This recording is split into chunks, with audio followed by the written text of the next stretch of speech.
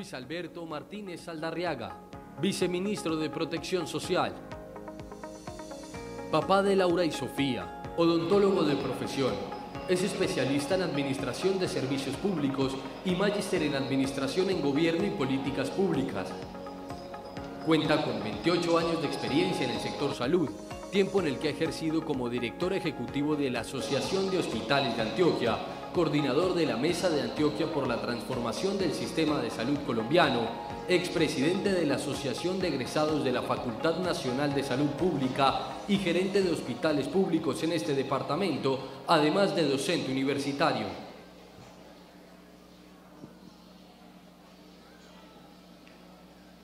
Bueno, muy buenas tardes a todos.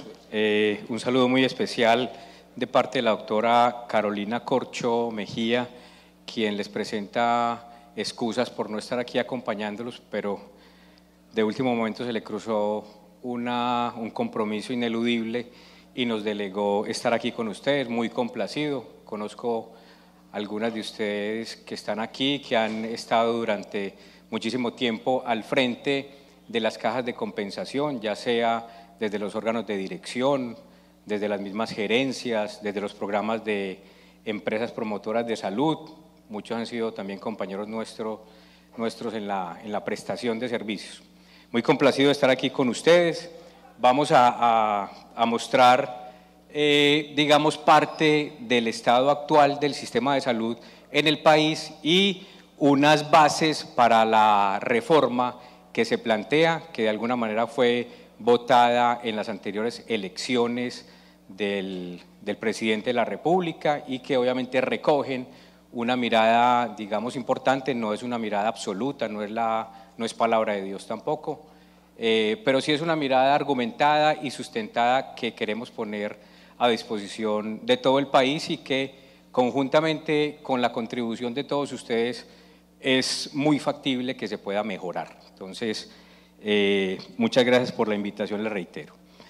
Esta va a ser, digamos, como la agenda. Aspiro a demorarme menos de 40 minutos porque tengo otro compromiso, pero voy a hacer, digamos, todo lo posible. Vamos a mirar unos avances importantes que ha tenido el país en todo el desarrollo de la Ley 100 del 93 y todas las leyes que han habido. Es una mirada, digamos, parcial, pero que nos da cuenta de que han habido unos avances importantes en el sistema de salud colombiano. También vamos a hablar de algunos retos. De pronto, para nosotros, los principales retos que nos quedan, unos desafíos muy importantes que no solamente comprometen al sector salud, sino que tiene que ver con el desarrollo integral y armónico que se requiere para poder avanzar en la equidad, para poder avanzar en modelos de gestión territorializada que traten de llevar bienestar a las familias y a las comunidades. Entonces, ahí hay, digamos, parte de los principales retos. Igual vamos a hablar de lo que se denomina el modelo biomédico, que gran parte de los países del mundo están virando hacia allá, pero ya también vienen unos paradigmas que nos están llamando la atención y dicen, venga, esto hay que reformarlo porque como vamos por ahí no estamos yendo de la mejor manera y hay todavía una brecha muy importante para cubrir en todos los habitantes del territorio. Y también vamos a mirar algunos de esos efectos que ha producido ese modelo biomédico o el énfasis en ese modelo biomédico. Y por último, plantearemos algunos impostergables que ya no dan tiempo, valga la redundancia, y que nos tenemos que poner de acuerdo entre todos para avanzar en un desarrollo, digamos, más equitativo del sistema de salud colombiano que vaya en la dirección de contribuir desde el sector, contribuir a la garantía del goce efectivo del derecho humano fundamental. Muy bien, inicialmente unos avances importantes. Hablamos ahorita en el almuerzo con algunos de ustedes cómo hemos crecido de manera importante y de manera constante en la cobertura del Sistema General de Seguridad Social en Salud, ¿cierto? Y hemos llegado hasta cifras, digamos, muy alentadoras, tener más del 99%. Y también hemos llegado a tener algunas, digamos, distracciones. Por ejemplo, yo que soy de Medellín en los últimos meses ha estado por encima del 103% en cobertura, una cosa medio ilógica. Y el departamento en su conjunto tiene más del 100%, no obstante, unas subregiones del departamento tienen menos del 100%. Por ejemplo, el occidente de Antioquia tiene el 85%, una distorsión. Todavía nos falta afinar mucho en dónde están las personas, dónde se afilian, dónde residen, para poder ubicarlas y poder, digamos, avanzar, no solamente en la adscripción, en identificar las necesidades, sino en tratar de satisfacerlas en su territorio en lo posible. Hay, digamos, una brecha importante entre lo que es cobertura y lo que es acceso real al cuidado de la población. Y también, pues se ha venido creciendo de manera consistente en los recursos que se aplican al sistema, y se han hecho esfuerzos, a pesar de que por allá una norma de alguna manera bajó las cotizaciones, el gobierno nacional vía presupuesto ha suplido esos defectos. Y hoy llegamos más o menos al 7.7, 7.8% del Producto Interno Bruto de la participación del sector salud. Esto es una cosa muy importante, y hablamos también ahora que en el antiguo Sistema Nacional de Salud, si acaso llegamos al 2.7% del Producto Interno Bruto, hoy tenemos muchísimos más recursos para poder avanzar en la cobertura y poder materializar, digamos, estos recursos en mejores servicios. Y esto es una cosa muy importante que nos encontramos, vía, digamos, la posibilidad que nos dan esos recursos de avanzar y de complementar en la faceta prestacional del derecho fundamental a la salud, lo que tiene que ver con realmente qué es lo que se cubre, Entonces, hoy tenemos en el último esfuerzo que hizo el gobierno, eso no se puede volver, el último esfuerzo que hizo el gobierno, pues cómo se cambió la cobertura de los procedimientos financiados con UPC. Hoy tenemos alrededor de 97% de los procedimientos que están establecidos en el país. Y cuando miramos cómo ha avanzado, aquí vemos todos los grupos de las atenciones que se realizan, y hemos visto, ahí vemos cómo lo que está en naranjado es lo que se está cubriendo desde el 1 de enero de este año. Entonces, como vemos, ha habido una cobertura creciente también aquí en el tema de los procedimientos. Eso producto de que tenemos un derecho humano fundamental que tiene un principio muy importante. De pronto uno de los más importantes es la progresividad y no regresividad. Tenemos que ir avanzando a quitar barreras de acceso geográficas, económicas, etcétera, y ahí, digamos, tenemos un punto importante. Hay gente que critica también esto, venga, nos estamos abriendo demasiado, dejando entrar nuevas tecnologías que de pronto no le agregan valor al cuidado. Hay que poner, digamos, mucha atención a ver qué es lo que se está introduciendo al plan de beneficios. Otro tanto sucede con los medicamentos. Ahí vemos cómo los medicamentos, pues los que están codificados por el INVIMA y que hoy se financian vía recursos de la unidad de pago por capitación, ya están llegando al 94%. Es decir, nos falta muy poco para tener lo que se plantea en la ley estatutaria, y es tener un plan implícito y que nos pongamos de acuerdo en cuáles son las exclusiones, ¿cierto? Ya vamos avanzando, digamos, de manera importante. Y eso lo vemos aquí también en el cambio que se hizo entre 2021 y 2022, como esta franja roja que vemos aquí en el 2022, pues ya es muy limitada. Esto se está pagando ahora por presupuestos máximos, ¿cierto? Que es digamos, la evaluación permanente que se hace de las tecnologías. Entonces ahí hay, digamos, unos avances muy importantes que se han dado en el país, en el sistema de salud.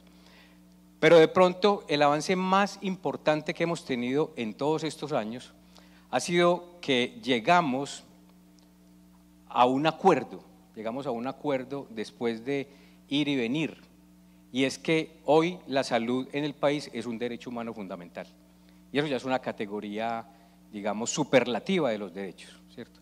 Ya no solamente es un servicio público esencial, sino que es un derecho humano fundamental que tiene unas características distintas, ¿cierto? Y que no solamente compromete la faceta prestacional que se hace a través de los servicios de salud, sino que compromete también los determinantes sociales y económicos que inciden en el bienestar de la población. Entonces ahí sí tenemos un reto muy importante, donde estoy seguro que ustedes con el trabajo que hacen a través de sus cajas de compensación van a tener una participación afirmativa en el nuevo modelo de salud, en el nuevo sistema de salud, para poder avanzar no solamente en un sistema asistencial, sino en un sistema preventivo, ¿cierto? Un sistema preventivo y predictivo. Y ya con algunos de ustedes hablábamos de cómo poder ir avanzando en esa mancomunación de esfuerzos a nivel territorial con todo lo que hacen ustedes en la compensación familiar y todo lo que se puede hacer en la prestación de los servicios. Pero ¿cuáles son los principales retos que hemos identificado? Aquí hay unos que nos plantean primero cómo vamos a transformar el Sistema General de Seguridad Social en Salud en uno que contribuya a la garantía del derecho fundamental a la salud. Entonces encontramos, digamos, unos factores que de alguna manera hacen incompatible el actual sistema con lo que se plantea en la ley estatutaria, pero en especial lo que plantea la sentencia C313 del 2014. Ustedes saben que como las leyes estatutarias tienen un control de la Corte Constitucional, pues la Corte se tomó un tiempo y más o menos por allá en noviembre del 2014 expide la sentencia C313, donde más o menos en unas 600 páginas analiza cada uno de los artículos de la ley y declara la ley estatutaria, la declara exequible de manera condicionada. O sea que para poder leer y conocer la ley la tenemos que leer a la luz de la sentencia. Entonces aquí hay unos retos importantes. Tenemos una débil autoridad sanitaria, le hemos entregado demasiado al mercado. Una de esas cosas que nos ha dolido mucho ahora que estamos en el gobierno es identificar que en varios departamentos hoy no tenemos dónde atender los niños. Y no tenemos dónde atender los niños porque lo que se paga por los servicios que atendemos en esta población no cubre los costos. Entonces los prestadores privados y públicos han venido cerrando estos servicios. Entonces hoy tenemos en el Huila, tenemos en Antioquia, tenemos en Santander, digamos, dificultades porque no tenemos dónde atender los niños, por entregarle la organización del servicio al mercado. Y el mercado ha respondido de esa manera. Cerramos los servicios que no son rentables, pero los servicios que dan mucha ganancia, mucha utilidad, eso sí los multiplicamos. Entonces nos tenemos que poner de acuerdo entre todos en cuáles son las necesidades a nivel territorial y mancomunadamente poder ir avanzando en satisfacer esas necesidades para poder, digamos, garantizar de manera universal el goce efectivo del derecho. La segmentación de la población según la capacidad de pago, un ejercicio muy importante que nos ha traído hasta este momento, ¿cierto? De poder identificar unas personas que tenemos capacidad de pago y que contribuimos al sistema y que en el inicio del sistema había una solidaridad, en el inicio porque ya se ha perdido la solidaridad entre regímenes en el camino, ¿cierto? Hoy, por ejemplo, vía cotizaciones se recogen alrededor de 24 billones de pesos, pero el costo de la UPC del régimen contributivo llega a 28 billones, es decir, del presupuesto general de la Nación se ajusta incluso para la UPC del régimen contributivo. Entonces, esto nos ha servido mucho para la financiación del sistema, pero ahora que ya tenemos un derecho humano fundamental, pues tenemos que, digamos, garantizar una igualdad de trato para la población residente en el país, como lo plantea la ley y las sentencias. Pero entonces esta segmentación nos trae muchas dificultades, porque no solamente es la determinación de regímenes, sino al interior la heterogeneidad que tenemos de empresas promotoras de salud. Entonces, dependiendo de una empresa u otra, recibimos un tratamiento mejor o no tan bueno. Entonces, ahí hay, digamos, una doble situación que nos lleva a pensar que tenemos que mejorar de manera integral y equitativa la prestación de servicios. Y la fragmentación de los servicios de salud también es una falla estructural que tenemos en nuestro sistema. Esta fragmentación nos hace que cada una de las IPS públicas y privadas pues compita con la otra, ¿cierto? Y esa competencia primero nos hace ser muy costosos. Cada una de las IPS públicas o privadas tiene un tren de costos y gastos administrativos que muchas veces no le agregan valor a la atención, solo que nos concentramos en producir una factura, en que esa factura se convierta en recursos para poder pagar la operación del hospital o la clínica, y nos impide avanzar en la integralidad. Entonces vamos a una IPS, el médico nos atiende, nos manda un examen de laboratorio, una consulta por medicina especializada y nos tenemos que salir para ir a tramitar la autorización, luego buscar la cita, etcétera. Esa nos impide avanzar de manera continua y oportuna en el cuidado de la población y se pierden tiempos, digamos, valiosos en el cuidado de la población. La atomización de recursos. Hablábamos también ahora que hemos ganado mucho en concentrar los recursos.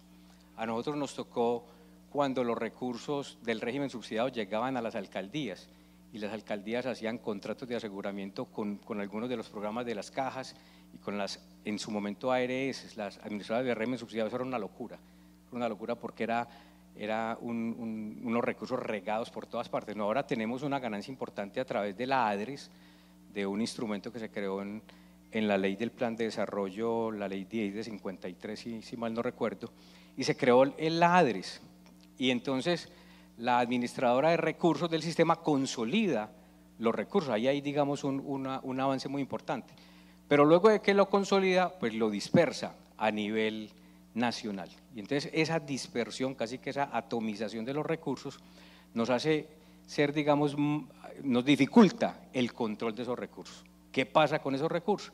Entonces dependemos del buen juicio de gerente de hospital o clínica, EPS, gobernador, alcalde, de que es un ordenador del gasto, y entonces ahí se pierde el control y no tenemos la suficiente fortaleza en sistemas de información para poder, digamos, seguirle la pista a que esos recursos se apliquen de manera eficaz y en lo que corresponde. Ahí tenemos un reto mayor. La doctora Godoy, que estaba por aquí, dejó unos avances importantes en lo que se llama el SIIFA, el Sistema Integrado de Información Financiera y Asistencial. Ya vamos a empezar las pruebas piloto, donde prestadores de servicios de salud van a facturar, y ahora ya tenemos una factura electrónica que nos dice cuáles son los insumos, cuáles son los servicios que están facturando, los medicamentos y demás, y vamos a tener una plataforma controlada a nivel central por donde va a estar el rastro de lo que se factura y donde va a estar también lo que se paga. Entonces tendremos la trazabilidad, lo que se paga, lo que no se paga, etcétera, y podemos en el mediano plazo tener, digamos, más transparencia en el uso de esos recursos. El modelo de atención que tenemos es muy enfocado a la curación y, si se quiere, muy reactivo. Esto, en palabras de la Corte, plantea que este modelo curativo pues atenta contra la dignidad humana, toda vez que hay que esperar que nos enfermemos para empezar a tratarnos. Entonces, el reto que tenemos ahora es que conjuntamente con varios sectores del desarrollo social de los territorios, incluyendo las cajas de compensación, pues podemos acercarnos al control de los determinantes sociales para poder avanzar en la promoción de la salud y en la prevención de la enfermedad, ¿cierto? Y obviamente que cuando se presente la enfermedad, pues tener redes resolutivas que resuelvan la situación de salud que tiene la población. La compraventa de servicios también nos trae consigo múltiples barreras. El hecho de que en todas las IPS del país hay un primer procedimiento que lo tenemos en el mapa de proceso, en la documentación, se llama comprobación de derechos. Entonces la persona llega al counter de admisiones y yo tengo que verificar si sí tiene derechos, ¿cierto? No obstante, pues sabemos que todos tenemos derecho, pero la situación administrativa nos impone, no, venga, yo tengo que mirar si usted sí es de la EPS, si está al día, si está en mi base de datos, para empezar a atenderlo. Entonces todo esto se convierte de alguna manera, en barreras jurídicas y administrativas que nos dificultan ser más oportunos, más resolutivos y sobre todo garantizar la continuidad en el cuidado de la población. Ahí tenemos también un desafío importante. La desfinanciación y la restricción que se ha tenido en los últimos años del crecimiento de la red pública hospitalaria en todo el territorio, y ahora que estamos allá en el ministerio hay unas normas que dificultan que los hospitales crezcan, ¿cierto? Y ahí hay, digamos, una situación problemática, y la figura de la S es una figura que se convirtió, digamos, en una figura muy costosa, muy problemática, que hace parte también de la fragmentación de los servicios, que es inestable, por decirlo de alguna manera, financieramente a través de los años, pero que también la ha cooptado la corrupción, y que hay un manejo poco transparente en algunas instituciones y obviamente dependiendo del gobernante, de lo que pasa allí. Ahí todavía hay mucho que mejorar. El constreñimiento o la presión que se le hace en algunas instituciones al ejercicio profesional, que de alguna manera limita la autonomía médica, las débiles condiciones laborales, los trabajadores de la salud se tomaron de alguna manera como el factor de cierre financiero. El cierre financiero se hace a expensas de los trabajadores. Entonces, hemos vivido varias oleadas de desvinculación de los trabajadores, en especial de los hospitales públicos, y luego regresan con figuras tercerizadoras. Inicialmente por allá en la década, al principio del 2000 fueron las cooperativas de trabajo asociado, pero han ido migrando a otras figuras que no garantizan el trabajo digno y decente de los trabajadores de la salud. Y por último, pues tenemos un criterio que lo plantea la Corte, que es la sostenibilidad financiera. Y entonces la Corte plantea que la sostenibilidad financiera es una herramienta para avanzar en la finalidad que es la cobertura de las necesidades, en este caso en salud, no al contrario, pero hay una normatividad que nos pone la sostenibilidad financiera como un fin del sistema. Entonces ahí hay también algo que nos limita. Muy bien, y tenemos también algunas desigualdades estructurales, las hemos llamado, afines con el enfoque individual que tenemos en el sistema de salud. Tenemos un seguro individual que gestiona el riesgo individual, pero que esa gestión del riesgo individual nos hace primero que apliquemos recursos de manera inequitativa, porque los diferentes ponderadores y los diferentes factores con los cuales calculamos la UPC, pues nos hacen que asignemos más recursos territorialmente a departamentos que son más desarrollados. Y claro, esa aplicación de recursos a unos departamentos, pues obviamente estimula a que haya más oferta. Y esa oferta, por ejemplo, acá en estos departamentos, no he podido con esto, estos departamentos que están, digamos, en este color más marrón, tienen obviamente más prestación de servicios y por ende tienen mejores resultados. Por ejemplo, aquí en esta diapositiva se comparan estos dos mapas donde es evidente que algunos de los departamentos del país, pues obviamente tienen mucho que mejorar en, por ejemplo, el control de las maternas que otros. Y eso tiene que ver con la asignación de recursos y con el enfoque individual que tenemos. Entonces estamos de alguna manera perpetuando la inequidad y las desigualdades desde la asignación de los recursos. Muy bien, y el modelo biomédico, esta diapositiva, algunos de ustedes ya la han visto, me gusta mucho, este es de un médico español que compara el modelo biomédico con el fenómeno del radar. Y entonces, en el fenómeno del radar, dice el médico español, el paciente aparece, el paciente es tratado entre comillas, el paciente es dado de alta entre comillas y el paciente desaparece. Y ese es nuestro sistema de salud, espera que llegue el enfermo, nos trata y nosotros desaparecemos. En el sistema de salud que queremos construir entre todos, la idea es que las personas no salgan del radar, que los mantengamos siempre en el radar, que el sistema de salud los ubique, que cree un vínculo con ellos para poder satisfacer de manera más eficaz sus necesidades. Y hoy tenemos pues un modelo de atención que está centrado en la atención de eventos agudos y obviamente de sus complicaciones. Tenemos que migrar, y esa es la apuesta, avanzar en un cuidado integral que cubra todo el ciclo de la atención, ¿cierto? Mantener a las personas siempre dentro del radar y dejar de ser un sistema de salud reactivo, ¿cierto? Que espera que se presente la situación problemática. Este modelo biomédico pues, nos ha traído algunos resultados. Este es un indicador clásico que se sigue en todos los sistemas de salud del mundo y es la mortalidad materna. ¿Por qué es un indicador trazador?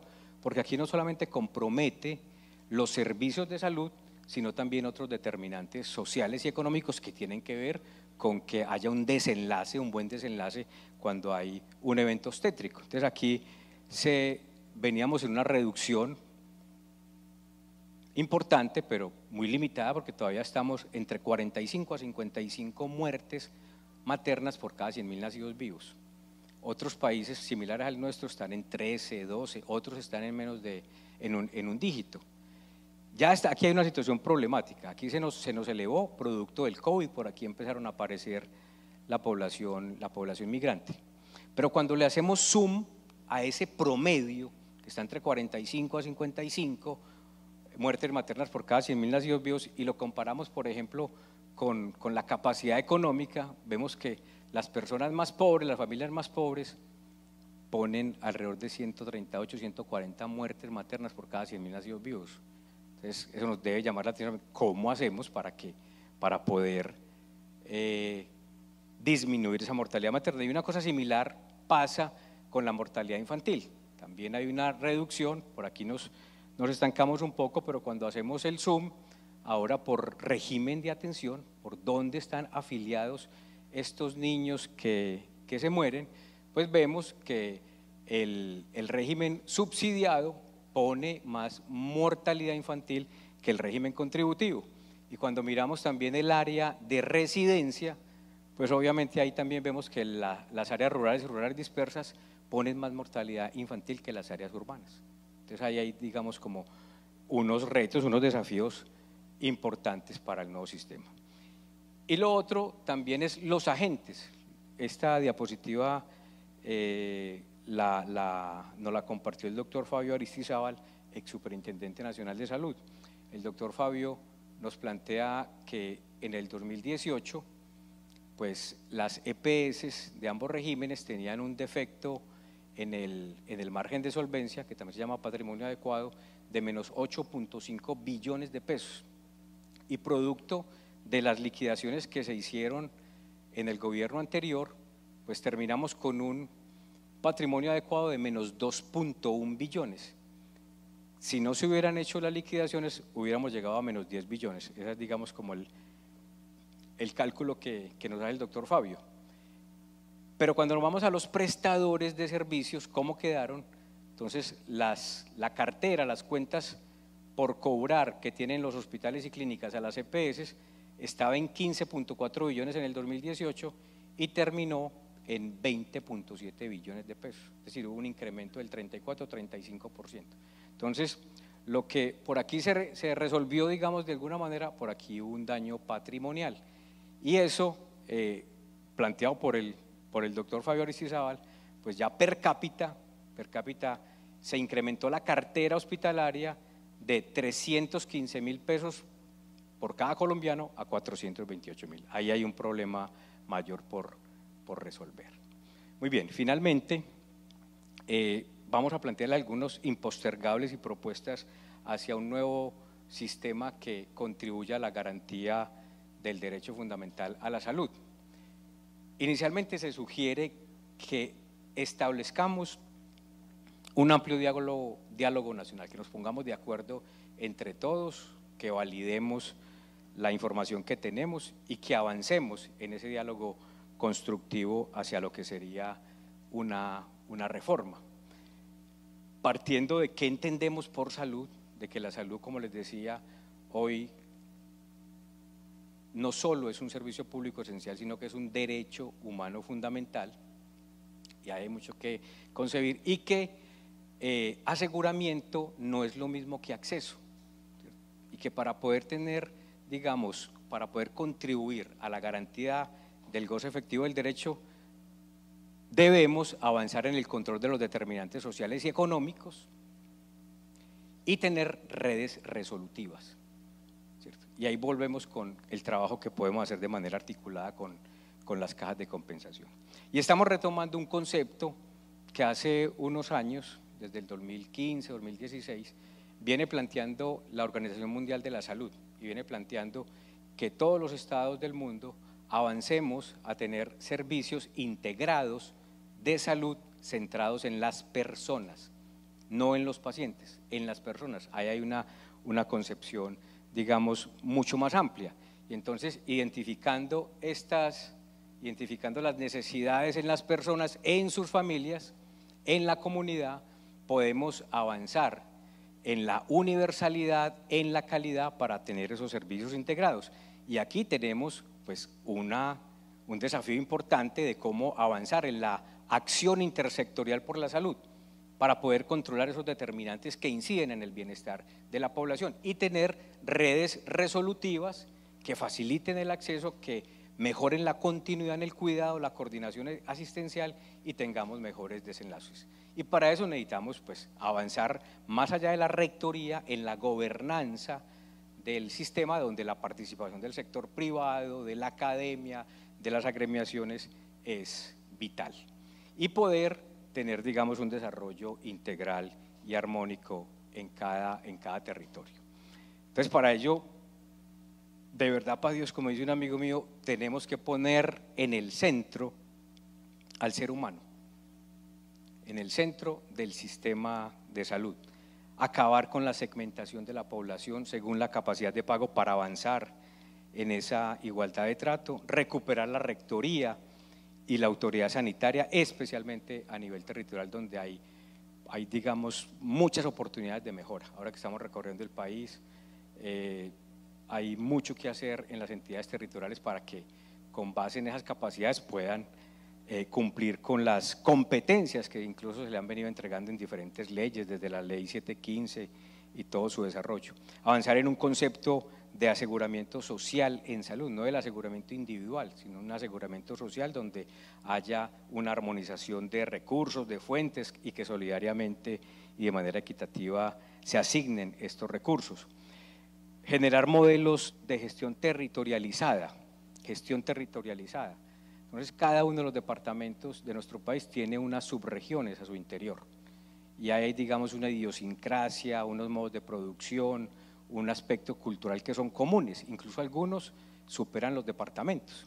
Entonces tenemos que avanzar en esa territorialización, que ha sido una tarea pendiente en el sistema de salud, y poder consolidar un modelo donde la guía sea el primary health care, la atención primaria en salud, que se basa en tres pilares fundamentales: la participación de la sociedad civil, la participación social y comunitaria, ¿cierto? Hay filósofas modernas como Martha Nussbaum nos abren unas posibilidades importantes de cómo participa la sociedad civil en su propio desarrollo. No es la comunidad que estira la mano y Estado venga deme, sino que construimos conjuntamente capacidades, incluso participan en la organización de los servicios.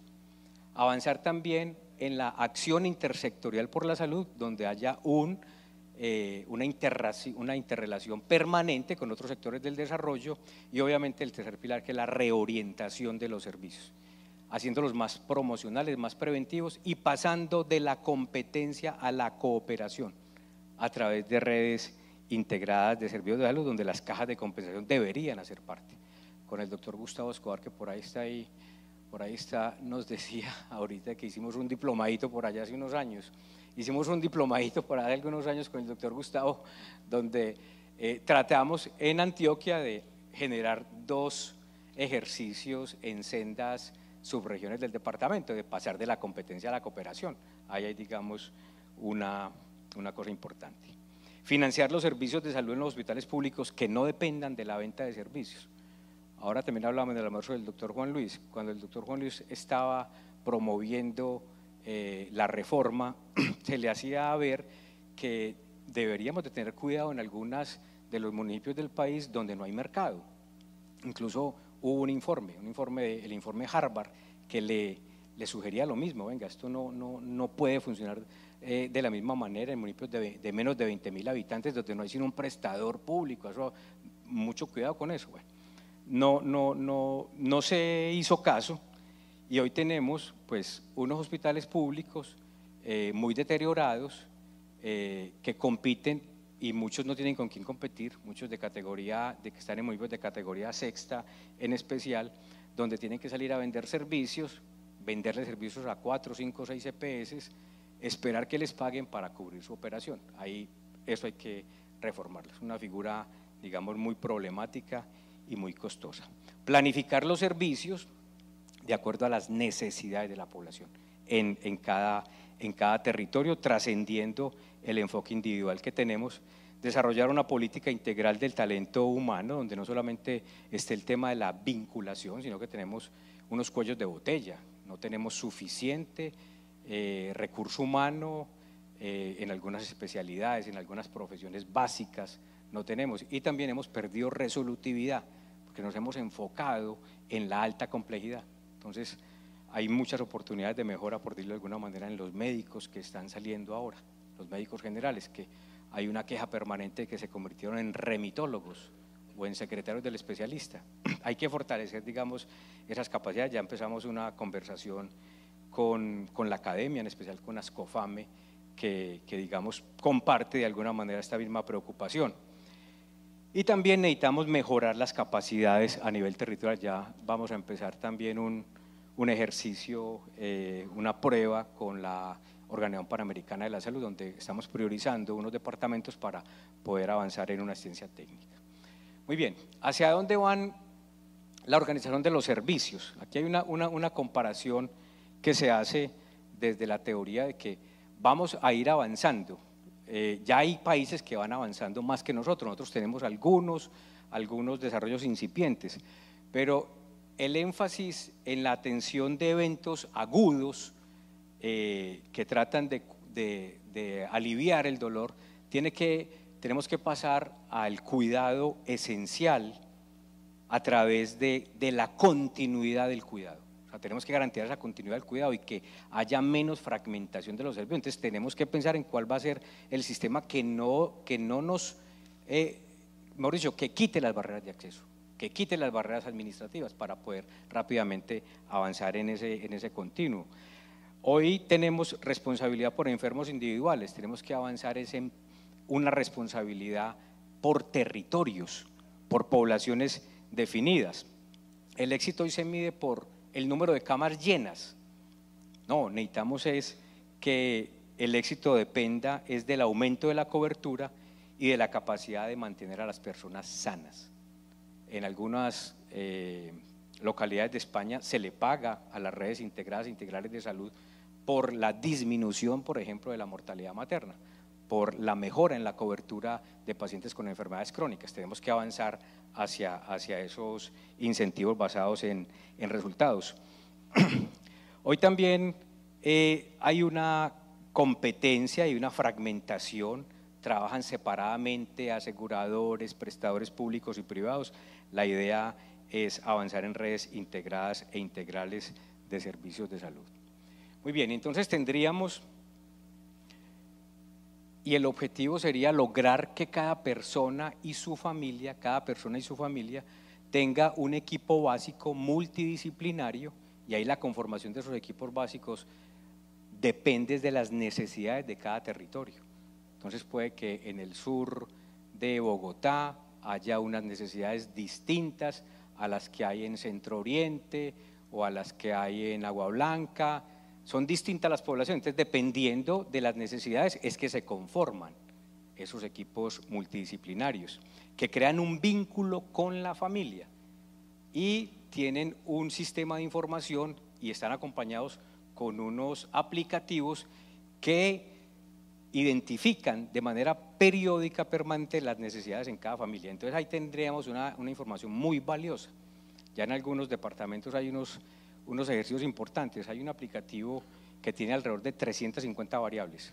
Puede que todas no las necesitemos, pero ahí están las condiciones de la vivienda, están cómo viven esas personas, se avanza a identificar los riesgos que se tienen de manera colectiva e individual, y ahí tenemos una información valiosa que incluso le sirve a las cajas de compensación familiar y nos serviría a todos los sectores para poder avanzar en esa cobertura de necesidades. Y ahí se tramita todo lo que nos enseña la medicina familiar, de identificar los riesgos que hay, no solamente en la familia, sino en el territorio donde habita esa familia. Ahí creamos un vínculo con la familia. Hace unos años trajimos un médico inglés y él nos mostraba, nos chicaneaba, como decimos en otros países, se metía a un micrositio y ahí se desplegaban todas sus familias. Y ahí decía cada uno de sus pacientes qué les tocaba, cuándo regresaba a donde él, qué exámenes estaba pendiente por hacerse, cuál era la medida que le había mandado. O sea, se crea un vínculo con el paciente, ¿cierto? Lo mantenemos siempre dentro del radar. Entonces, además de tener estos equipos multidisciplinarios, se cuenta con un lugar de atención cercano. En Bogotá los llaman los CAPS, hay que mirar si ese es el nombre, donde se le permita y la familia se sienta protegida y acompañado en todo el proceso de mantenerse saludable. Además de estos equipos básicos multidisciplinarios, hay unos equipos de apoyo, talento humano que se requiera con menos frecuencias. En otros países ahí están los especialistas, mínimos los de las especialidades básicas, que apoyan también, digamos, toda la continuidad y avanzan en la resolutividad. Entonces tendríamos un sistema que hace énfasis en que está centrado en las personas, más promocional y preventivo, predictivo, porque toda esa información que tenemos ahí nos permite ahora, con la analítica de datos, predecir qué va a pasar en determinada población. Ahorita cuando estuvimos en la emergencia del COVID, pues rápidamente nos tocó montar unas bases de datos en cada departamento, y entonces cuando empezaban, por ejemplo, los call centers a dispararse, ya sabíamos que en 4 o 5 días iba a haber un brote en una localidad, un brote de COVID, y ya sabíamos que en una semana más íbamos a tener las camas llenas de hospitalización y que en 2 semanas, teníamos ya las UCIs llenas. Eso es un ejemplo muy primitivo si se quiere, pero una cosa más grande podemos hacer con la información que tenemos, y no solamente de eso, sino aquí hay muchas bases de datos en el país que nos pueden ayudar a esa predictividad. Más con enfoque familiar, integral, más ambulatorio que hospitalocéntrico, más participativo, más intersectorial, de calidad, con la tecnología adecuada. Ese es un matacho que me gusta mucho poner del doctor Ricardo Fábregas, que es asesor de la OPS en Washington, y lo que trata de mostrar es que donde transcurre la vida, ahí estarán los equipos multidisciplinarios que crean un vínculo con esas familias, que lo que no se pueda resolver por acá se resolverá en una atención ambulatoria o cerrada, pero que se crean unos mecanismos de coordinación asistencial, donde entre especialistas y generalistas hay una comunicación permanente, ¿cierto? Y estos equipos, pues no solamente estimulan la participación de la comunidad, de la sociedad civil, sino que abogan con otros sectores del desarrollo. Entonces aquí probablemente en estos equipos pueda haber personas que trabajen en las cajas de compensación y que vayan identificando en los territorios qué está pasando, pero también de infraestructura, pero también de seguridad alimentaria, bueno, etcétera.